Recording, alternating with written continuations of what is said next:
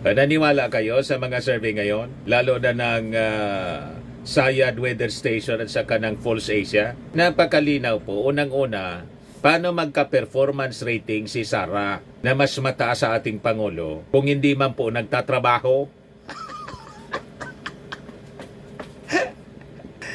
May mga sayad lang po at mga loko-loko ang maniniwala sa ganyang uri ng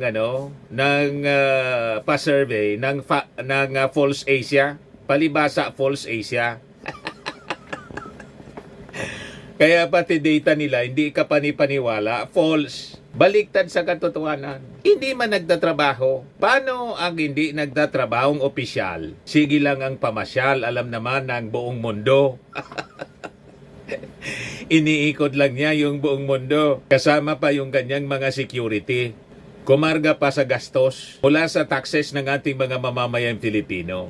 Pagkatapos, mataas yung performance ratings, mataas din yung trust ratings as compared sa ating Pangulong Bongbong Marcos na kandakuba para po sa pagtatrabaho. Ang ating Pangulo, ang may performance, ang dapat na may mataas na trust ratings. Kitang-kita naman po, mga kababayan, kahit sa crowd na sumasalubong, kapag yung ating Pangulo ay nag-iikot sa ating bansa, pati sa ibang bansa, pinagkakaguluhan.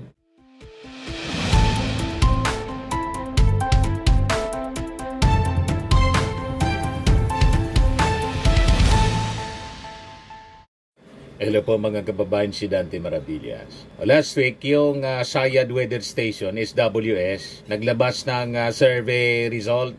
Positive 31% yung trust rating ni Sara Duterte, habang yung ating Pangulo, yung net, negative 3%. Ngayon, naglabas din yung False Asia. Diba niya, Mr. Maravillas? False Asia. Hindi na po False Asia, False Asia. Yung isa sayad, SWS. Hindi na social weather, kundi sayad. May mga sayad po, mga kababayan lang ang maniniwala sa kanila. Ngayon, ito naman tayo sa False Asia. Ito po yung pa-survey nila. Nirelease ngayon from December 12 daw to 15, 2025. Ito yung performance and trust ratings ng ating Pangulo at pangalawang Pangulo. Yung ating Pangulo, yung performance rating, tumaas ng konti from September 2025, 33% naging 34% daw. Pero yung kanyang trust rating, bumagsak from 34% nung September, naging 32% ngayong December. Si Sara na walang performance rating, mataas yung kanyang performance. Noong September, 55%. Mas tumaas pa. Naging 56% noong December. Pero yung trust ratings bumagsak din. From 56% to 54%. Naniwala kayo sa mga survey ngayon? Lalo na ng Sayad Weather Station at saka ng Falls Asia? Napakalinaw po. Unang-una, paano magka-performance rating si Sara na mas mataas sa ating Pangulo kung hindi man po nagtatrabaho? May mga sayad lang po at mga loko-loko ang maniniwala sa ganyang uri ng pa-survey ng False Asia, palibasa False Asia. Kaya pati data nila hindi ka panipaniwala, false. Baliktad sa katotohanan. Hindi man nagtatrabaho. Paano ang hindi nagtatrabahong opisyal? Sige lang ang pamasyal, alam naman ng buong mundo. Iniikot lang niya yung buong mundo. Kasama pa yung kanyang mga security. Kumarga pa sa gastos mula sa taxes ng ating mga mamamayang Pilipino. Pagkatapos, mataas yung performance ratings, mataas din yung trust ratings as compared sa ating Pangulong Bongbong Marcos na kandakuba para po sa pagtatrabaho. Ang ating Pangulo, ang may performance, ang dapat na may mataas na trust ratings. Kitang-kita naman po, mga kababayan, kahit sa crowd na sumasalubong, kapag yung ating Pangulo ay nag-iikot sa ating bansa, pati sa ibang bansa, pinagkakaguluhan. Ito nga yung topic natin kahapon. i-replay ko po mga kababayan yung topic natin kahapon. Na ito sabi ko, patunay. Hindi ka panipaniwala. Pati nga po si dilawang political analyst Ronald Llamas, hindi makapaniwala. Critics na yon ang ating Pangulo. Dilawang kasi malabo. So high sa reality. Contrast to the reality. To the actual situation at pinapakita. Una, doon na lang mga kababayan sa performance. Paano magkakaroon ng performance ratings ang hindi nagtatrabaho? Walang performance. Zero. Di ba po? Ito yung video ko kapon, i-replay ko. Ito ang patunay na malinaw budol yung SWS survey. Ngayon, ito yung mga latest videos. Ipakita ko sa inyo yung crowd ni President Bongbong na sabi ng Sayad Weather Station 3% negative yung trust ratings. Tapos si Sara positive 31. Maniwala sa inyo po. Tingnan ninyo itong crowd ng ating Pangulong Bongbong Marcos. Maniwala ka na, no? Na 3% lang yung trust rating. Ganyan pagkaguluhan yung ating Pangulo. I must know kasi lagi tayong nakakasama sa mga activities niya. Pinagkakaguluhan palagi, mga kababayan, no? Siksikan palagi yung crowd niya. Paulit-ulit lang yan. Kahit saan siya pumunta, pinagkakaguluhan. Matatanda, bata, mga teenagers, sa mga eskwelahan, kahit siya saan pumunta. Paano 3% lang ang trust ratings ng ating Pangulo? Ganyan ang crowd niya, palagi. Kahit saan siya pumunta. Di ba?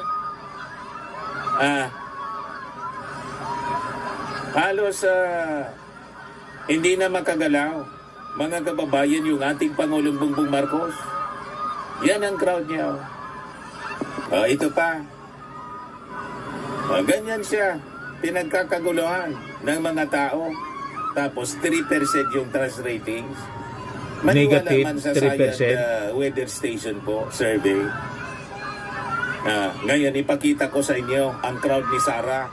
Ito sa Davao na to, mga kababayan. Latest dito na video. Yan si Sara. Davao na yan, ha? May nakita kayo na nagkakagulo? Pag lumabas si Sara? Bodol po talaga. May nakita kayo na Bodol ang ganyan, mga pa-survey ngayon. na crowd na tulad ng crowd ng ating Pangulong Bongbong Marcos. Yan lang si Sara, ang crowd. Ang karamihan pa sa mga crowd niya, mga security niya. Yan, mga security lang niya, mga kababayan ang nakakaparami sa kanyang paligid. Hindi man yung mga tao na nagsisiksikan para makapagpa-picture.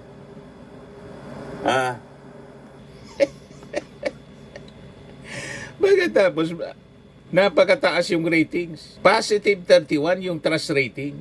Paniwala tayo. Kaya pati dito sa False Asia, mga kababayan, hindi makapaniwala yung mga mamamayang Filipino. Basahin ko sa inyo yung mga reactions. After na i-post po ng News 5, yung balitang ito ng False Asia. Yan report ng News 5. Sabi ni Ronnie Friala Valentino Jr., dapat lahat ng government officials mag-travel na lang ng mag-travel para tumaas ang trust at performance ratings. Di ba? Sarcasm. Kasi kung sino yung hindi nagtatrabaho, sige lang ang travel. Wala man contribution, wala man magandang balitang dala. Pagbalik, lahat lang yung tungkol sa kanyang pamilya.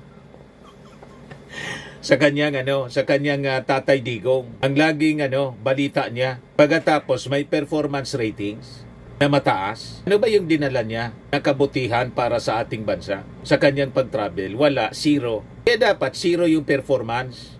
Yung performance ratings niya dapat negative 1,000. Wala man na i-deliver po. Wala nga na performance.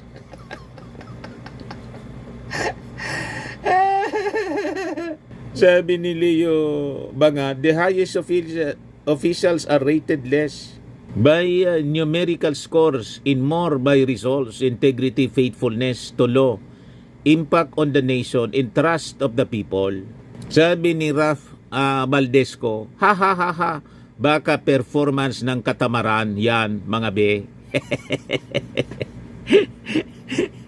Sabi ni Siako, ha ha ha ha, who are the participants? Baka bias.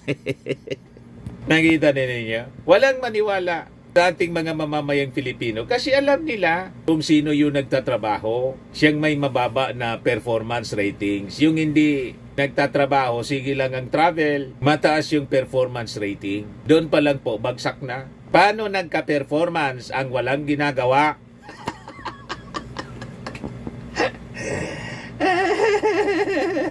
Sabi ni Weng, di nyo na kailangang mag-survey ng trust rating kasi kitang-kita naman sa publiko ang nangyayari ngayon.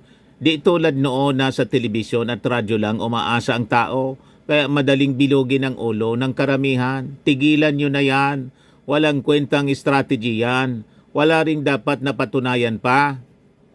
Di na kailangan timbangin ng bawat isa kasi may kanya-kanya silang kinakatayuan. In kaso lang, pag nawala ang Pangulo, ang busy ang papalit. Wala nang debating pag-uusapan dyan. Kung ayaw nila sa 2028 na sila, magharap-harapan. Sabi ni Damdi Guzman Gabelo, saan galing 56% performance rating? Nire-rate naman pala ang pagta-travel.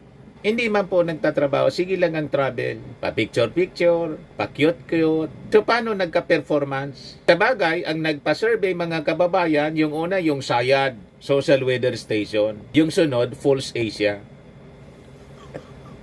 Kaya yung mga results nila, hindi ka panipaniwala. False. Baligtad sa katotohanan ang result, mga kababayan. Baligtad sa reality. Sabi ni Jumday Mami, ang galing ng gumawa niyan. Sabi ni Ronnie Dinsay, magkano bayad magpa-commission ng survey? Klarong-klaro ang survey na mali.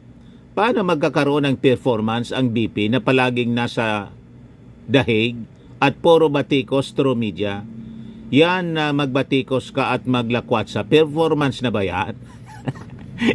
Kaya dapat magpasa ng batas, ibawal ang pagkakaroon ng survey maliban sa survey ng NSO o mga geodetic survey, DSWD survey at iba pang ahensya ng gobyerno.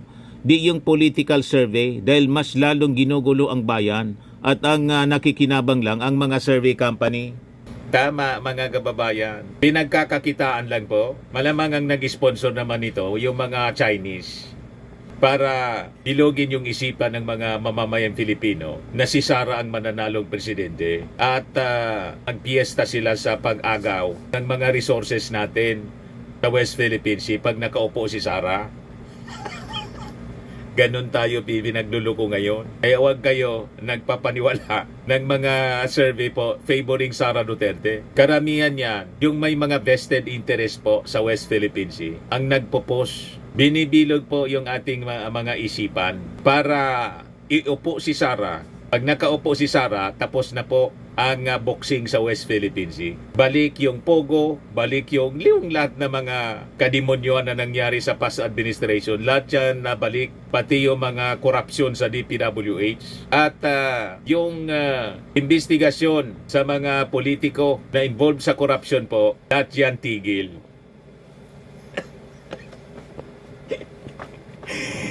Ano ba po? Ganun ang mangyayari pag tayong pauuto po dito sa mga survey nila. Yes, sabi ni Rosemary, si Jason na Rabosa muna, uto-uto na lang naniniwala dyan. Sabi ni Rosemary Alonso Christensen, may performance din pala yung hindi nagtatrabaho. Sabi ni Remedios Sinyel, wow, palaging sa ibang bansa, 56%. Sabi ni Manolito Ancheta, reversal tactics. Sabi ni Maki Nataraki, 56% performance. I wonder what the criteria are. Sabi ni Seni Antonio, BBM pa rin. Sabi ni Leo Almonte, ang pagta-travel ba ay pampataas ng rating ng performance at yung mga wala sa bansa ay mabababa o abala sa bansa ay mababa ang performance. Kung sa dama ang matanda, perdigana, inuuto talaga ang tao niyan. Sabi ni Nora Pelayo, walang pumabor, mga kababayan. Palakpakan, si Sara the Explorer, mataas ang rating. Dapat si PBBM, din Bongbong the Explorer para tumaas din ang ratings.